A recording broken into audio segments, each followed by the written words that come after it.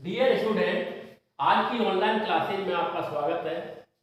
आज का जो लेक्चर है वो बीएससी पार्ट सेकेंड ईयर के छात्रों के लिए है, जिसके अंतर्गत हम लोकोमोशन इन यूग्लिना ब्रीड्स के बारे में अध्ययन करेंगे।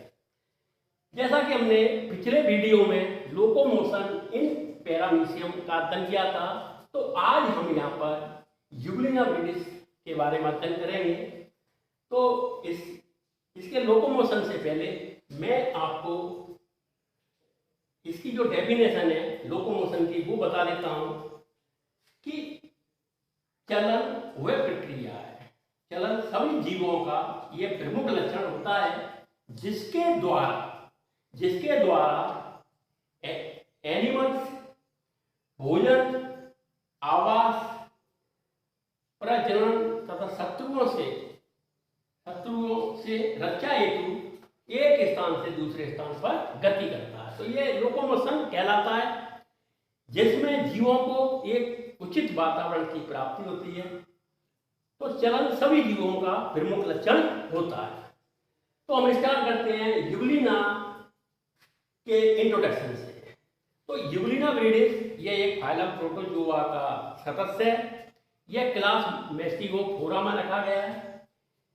यूग्लिना को प्लांट और एनिमल्स की संयोजक कड़ी भी कहा जाता है, क्योंकि इसमें प्लांटों के समान क्लोरोप्लास्ट एवं क्लोरोफिल पाया जाता है और जंतु के समान इसमें फ्लैजिला पाया जाता है, जिसके कारण कनेक्शन बिटवीन प्लांट और एनिमल की यह संयोजक कड़ी कहलाता है। यूग्लिना एक खंडनुमा आकृति का जीव होता है। इसके एंटीरियर भाग जो ब्लंट होता है, जबकि पोस्टीरियर भाग पॉइंटेड होता है। इसके एंटीरियर भाग में से आगे भाग में से एक रोम या हेयर लाइन रोम समान एक प्रवर्धों की एक पंक्ति होती है और इन प्रवर्धों को मैस्टिगोनीम्स कहते हैं। इस यूग्लिना में एक लॉन्ग फ्लैजिला बाहर की ओर निकला रहता है और जो स्मॉल फ्लैजिला होता है वो निर्वाल के भीतर ही होता है। और इस फ्लैजिला की उत्पत्ति बिलीफेरोप्लास्ट या बेजल ग्रेन्यूल्स के द्वारा होती है, जिसका इसमें एक रिजर्वायर होता है और इसके ऊपर की ओर साइटोस्टोम और साइटोस्टोम के नीचे साइटोफेरेंस होती है। और यहाँ पर ये कॉन्ट्रैक्टाइल वेसिकल्स होती हैं, कुछ ऐसे सेमी कॉन्ट्रैक्टाइल वेसिकल्स होती हैं। इसी यूग्लिना के चारों तरफ एक पेरिकल का आवरण पाया जाता है और इसके ऊपर की तरफ मायोनीम्स की धारियां पाई जाती हैं, जो कि फैलने एवं सिकुड़ने का कार्य करती है। मायोनीम्स धारियों का कार्य क्या होता है? फैलने एवं सिकुड़ने का कार्य करती है।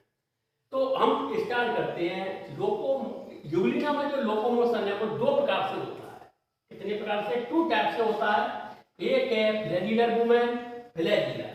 तो ये कौन सा है? Flagellar movement. सेकेंड है आपका यूग्लिनॉइड मूवमेंट। तो फ्लैजिलर मूवमेंट में क्या होता है कि इसमें जो लोकोमोटरी ऑर्गन्स है वो एक फ्लैजिला के द्वारा होता है। लोकोमोटरी ऑर्गन्स किसके द्वारा? फ्लैजिला के द्वारा ये चलन करता है।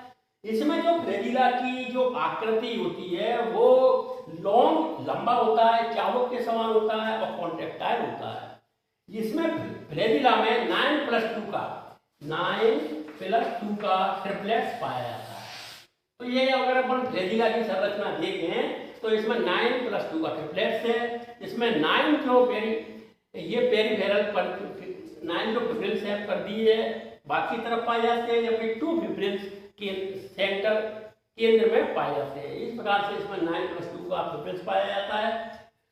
तो हम बात करते हैं कि ये जो फ्लैजिला है, ये यूग्लिना में जो फ्लैजिला की सहायता से ये लेसिंग मूवमेंट करता है। कौन सा मूवमेंट करता है? लेसिंग मूवमेंट करता है। लेसिंग मूवमेंट का मतलब होता है कभी इधर जाता है कभी उधर जाता है, यानी कि ये दोनों तरफ एक क्रमिक रूप से ये गति करता है। तो ये लेसिंग मूवमेंट होता है, कभी इधर जाना कभी उधर जाना।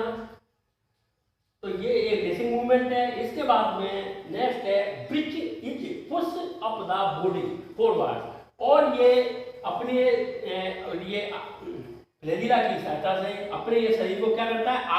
आगे की तरफ बढ़ाता है।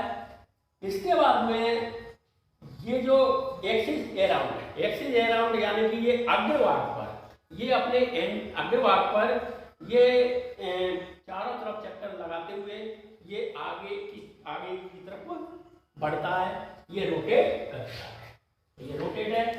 और ये आपका एक्सिस अराउंड है, यानी अपने अक्ष पर ये चारों ओर चक्कर काटते हुए आगे की तरफ ये मूवमेंट करता है। फिर फ्लेजिलर मूवमेंट, ये जो यूलिना में जो मूवमेंट होता है वो फ्लेजिला में उपस्थित 9 पेरिफेरल फिलामेंट के कंट्रैक्शन के द्वारा होता है। क्योंकि इस फ्लेजिला में जो पेरिफेरल फिलामेंट हैं उनमें जब कंट्रैक्शन होता है तो इसके कारण यूलिना आगे की तरफ बढ़ता है। तो ये फ्लेजिलर मूवमेंट के बारे में था। इस फ्लेजिलर मूवमेंट में कुछ वैज्ञानिकों ने अपने मत प्रस्तुत किए, जिसमें फर्स्ट मत है बुस्सेली का मत। बुस्सेली का मत क्या है कि जब यूलिना में फ्लेजिला की सहायता से यह स्क्रू के समान या पेच नोदक के रूप में ये आगे की ओर मूवमेंट करता है। तो ये बुस्सेली का मत कहलाया। ग्रे का मत आया, तो ग्रे के मत में ये बताया कि जब यूलिना में फ्लेजिला एक सिरे से दूसरे सिरे पर ये क्रमिक रूप से ये क्रमिक तरंग के रूप में आगे की ओर मूवमेंट करता है, तो ये ग्रे का मत था। इसके बाद में मेड्ज नर का मत में जब यूलिना में फ्लेजिला की सहायता से ये सर्कुलर मूवमेंट के द्वारा गति करता है, तो इसमें इसको अपन सर्कुलर बीट थ्योरी भी कहते हैं। मेड्ज नर सिद्धांत को सर्कुलर बीट थ्योरी कहते हैं। जबकि बुस्सेली का जो मत है इसको स्क्रू प्रोपल्सन थ्योरी भी कहते हैं। इसके बाद में जो नेक्स्ट थ्योरी थी उलेला एंड क्रिसमान थ्योरी। उलेला एंड क्रिसमान थ्योरी में यूलिना में फ्लेजिला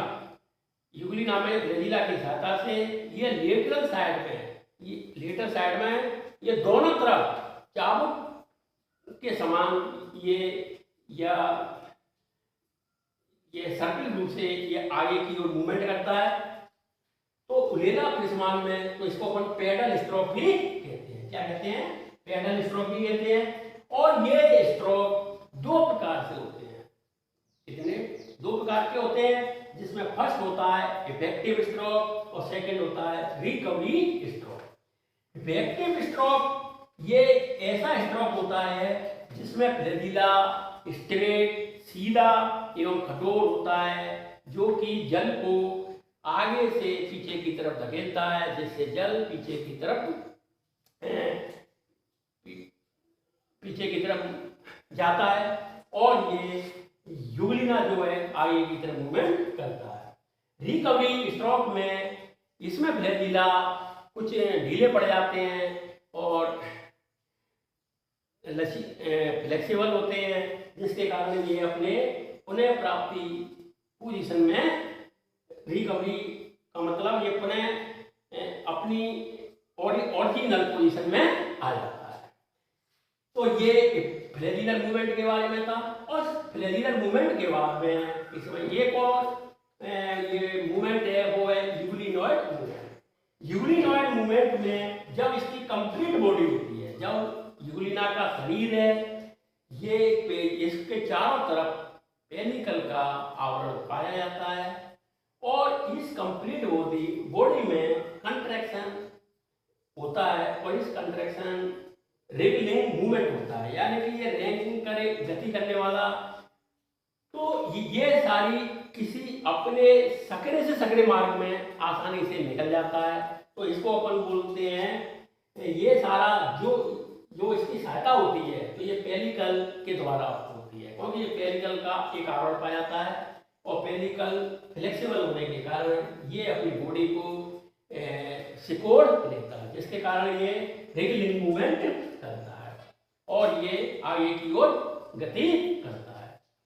तो आपने देखा कि हमने ये लोकोमोशन यूलिना के बारे में अध्ययन किया है। आप इस वीडियो को अच्छी तरीक़ा से देखिएगा। Thank you very much.